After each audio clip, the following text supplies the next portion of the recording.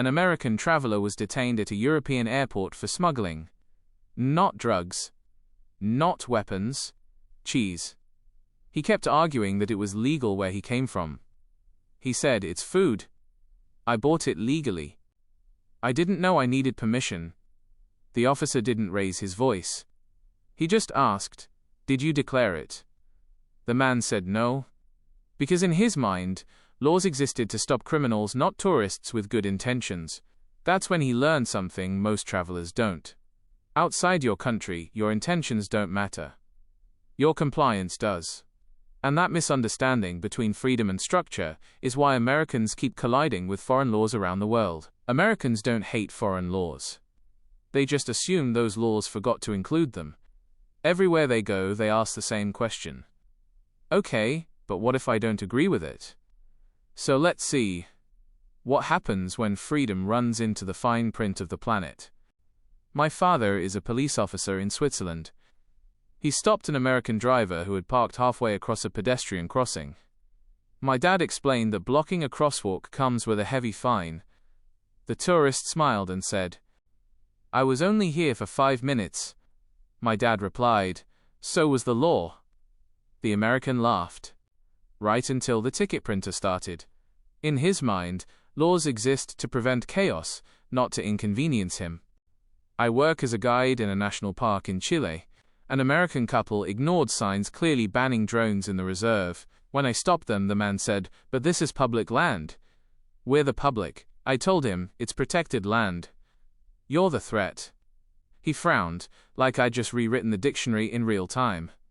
To him, ownership meant access. To us, protection meant limits. My sister is a hotel manager in Dubai. She had to ask an American guest to change out of his swim shorts before entering the lobby. He shouted, "You can't tell me what to wear." "It's my body." She calmly replied, "Yes, but it's our country." He left a review calling it a violation of personal freedom. In his head, cultural law was censorship. To everyone else, it was basic respect. Americans grow up believing the individual is the highest authority. Most of the world grows up believing the community is. So when local law doesn't bend to one person's will, they read it as oppression, not organization. I'm a teacher in South Korea. An American parent demanded his son be allowed to skip morning exercises. He said, "In our country, physical activity isn't mandatory." I replied, "In ours, neither is obesity." He stared, offended not by the joke, but by the idea that group discipline could be lawful. To him, collective rules felt optional, like signing up for gym class. My uncle runs a vineyard in southern France. An American tourist insisted on calling his California sparkling wine champagne. My uncle explained it was illegal, a protected designation of origin. The tourist said, "That's just marketing control." My uncle replied, "No. That's history protection." He couldn't see that the law wasn't about profit, it was about identity. I work as a doctor in Norway. An American patient refused the standard medication we prescribed. He said, "In the US, I get to choose my brand." I said, "Here, you get to choose to live." He looked confused, as if trusting the system instead of the market felt un-American. To Americans, law feels like customer service. To the rest of the world, law is the structure that keeps the system alive. They expect flexibility where others expect responsibility. My sister works at a wedding agency in Italy. An American couple wanted a drone filming inside a 14th century church. When the priest refused, the groom said, "We'll donate extra. Everything's negotiable." The priest smiled and said, "Not salvation." They left furious, convinced Catholicism had poor customer relations. I'm a marine biologist in Australia. An American tourist argued when I told him he couldn't touch a sea turtle. "It's nature," he said. "You can't own it." I replied. "You can't own the ocean either, but you can still drown in it." He laughed like it was a metaphor. It wasn't. My roommate works in public transport in Amsterdam. He fined an American tourist for biking through a pedestrian-only street. The guy yelled, "That's over-regulation." No one got hurt. My roommate said, That's why, because there is regulation. To him, laws were reactionary. To us, they're preventive. Americans often confuse freedom with the absence of friction. But outside the US, freedom isn't the right to do anything. It's the right to live inside a functioning system. My friend is a librarian in Ireland. An American student used a pen in the long room despite clear signs saying pencils only. When stopped, he argued, "You're limiting academic freedom." She replied, "No, we're limiting ink stains." He couldn't imagine a rule designed to protect history, not restrict expression. I was working as a bartender in Iceland. An American ordered 6 tequila shots and offered one to a 17-year-old local. When I refused, he said, "Come on. It's just a drink." I said, "That's just a law." He laughed. "You guys really take this stuff seriously." "Yes," I said. "That's what makes it a law." My dad is a farmer in Scotland. He found an American tourist camping in a sheep pasture, right beside a ram. My dad explained it was illegal to camp in enclosed fields with livestock. The man replied, "But the sheep looks lonely." My dad said, "That's why he's fenced in, so he doesn't meet people like you." In America, the rule is an obstacle, until proven useful. Everywhere else, the rule is the condition that makes life predictable. It's not rebellion that travels badly, it's entitlement. I work for a city council in Singapore. An American expat painted his public housing unit neon orange. When fined, he said, "I own it. It's my property." We replied, "You own the inside. The outside belongs to everyone else." He called it a communist HOA. We called it harmony. My aunt owns a cheese shop in the French Alps. An American tourist photographed her unpasteurized cheese label to report it to the FDA. He told her, "This is illegal in my country." She smiled and said, "Then it's a good thing you're not in your country." He didn't laugh. Apparently, laws don't translate well with lactose. I'm a tour guide in Greece. An American climbed onto a restricted temple ruin for a photo. When I shouted for him to get down, he said, "Relax. I'm being careful." I replied, "The stone isn't." He couldn't understand that care doesn't cancel illegality. The American legal mindset is transactional. If I mean no harm, it shouldn't be wrong. But legality isn't about intention. It's about structure. The rest of the world doesn't measure guilt by motive, but by impact. My brother is a pilot in Canada. He grounded an American passenger for refusing to turn off his phone during takeoff. The man said, "That rule's outdated. Modern planes can handle it." My brother replied, "So can doctors, but we still tell patients not to Google their symptoms." I'm a park ranger in Finland.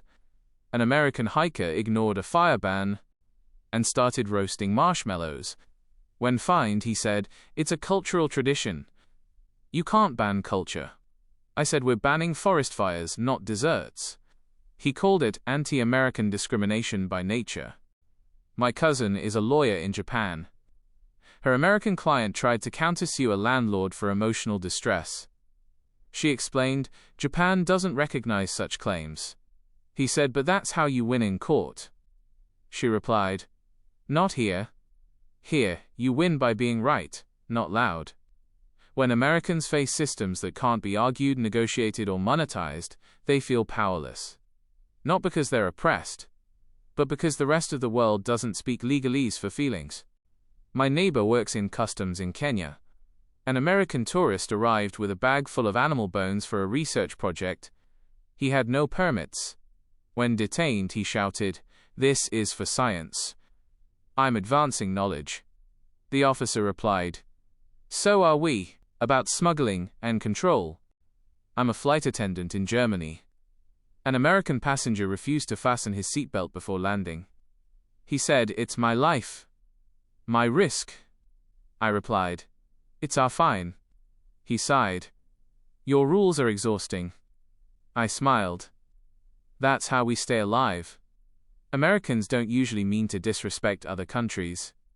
They just expect the world to operate on intentions, not institutions. But travel isn't about testing your rights. It's about discovering which ones were never yours to begin with.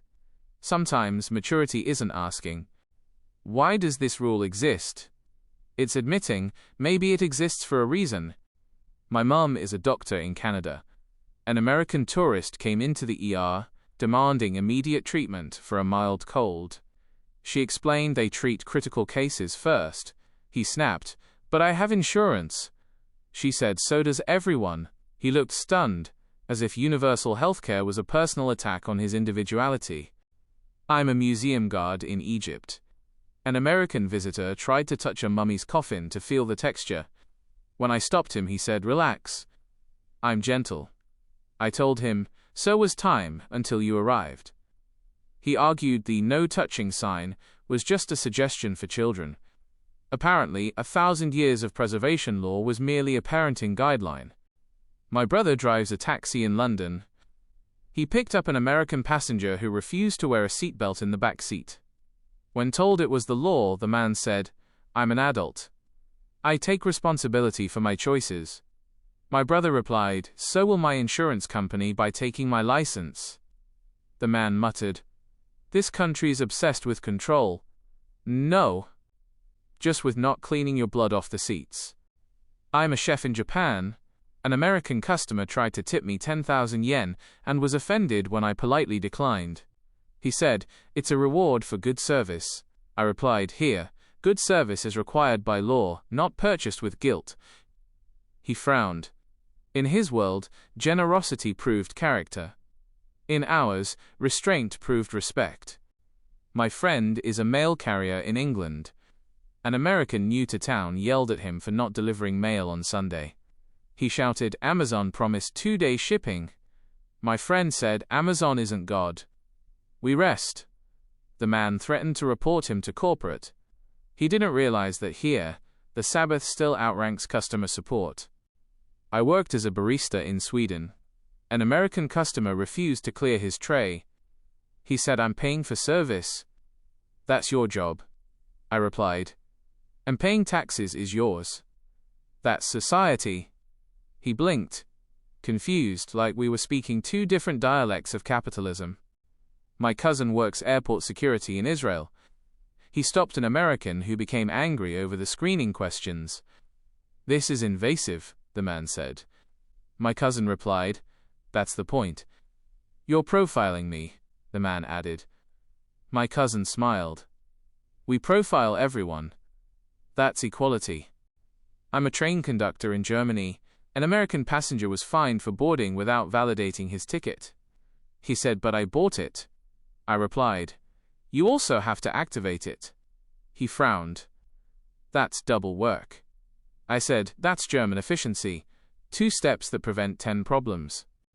My aunt is a shopkeeper in Morocco. An American woman tried to return a hand-woven rug because it shed fibers.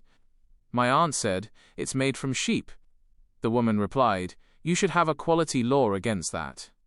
My aunt said, "We do. It's called nature." I work for a tourism board in Finland.